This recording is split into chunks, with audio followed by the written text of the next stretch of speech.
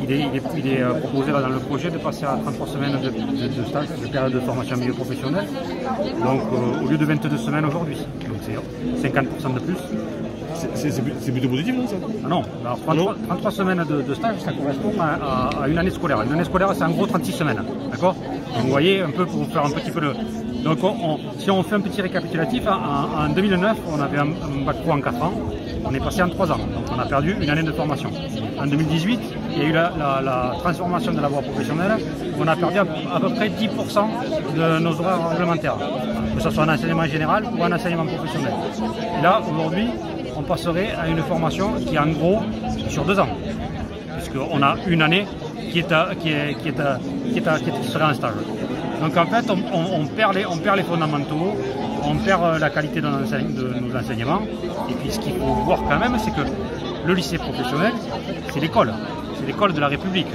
C'est pas l'entreprise, il n'y a pas de sélection, tout le monde est pris, que ce soit une fille, que ce soit un garçon, que ce soit un élève en situation de handicap, que ce soit un élève avec des difficultés scolaires, etc. etc. Il n'y a pas de différence. Et donc, nous on pense que des élèves à 14 ans, 15 ans, quand ils arrivent dans nos cycles, eh bien, il vaut mieux qu'ils soient à l'école plutôt que dans l'entreprise.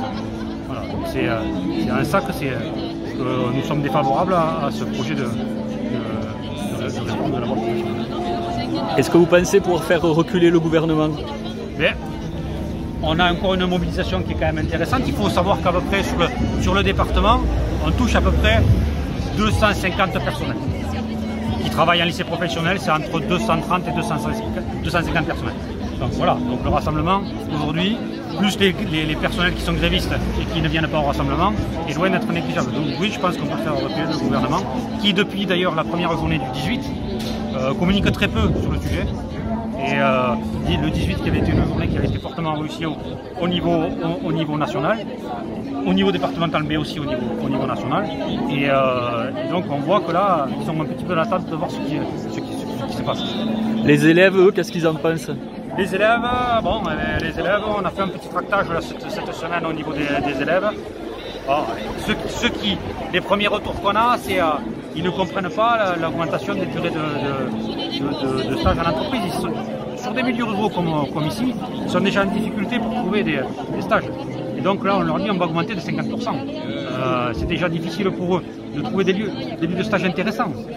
Parce que si c'est pour se retrouver en entreprise, pour effectuer une tâche qui est répétitive, tout le temps la même, etc., c'est pas comme ça qu'on apprend mieux sur le tas.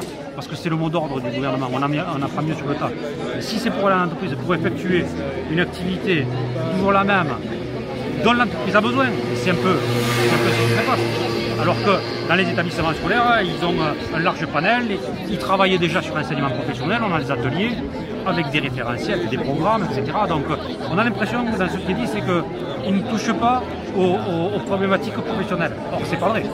Ils ne touchent plus aujourd'hui à l'école que s'ils ne sont qu'à l'entreprise. Voilà.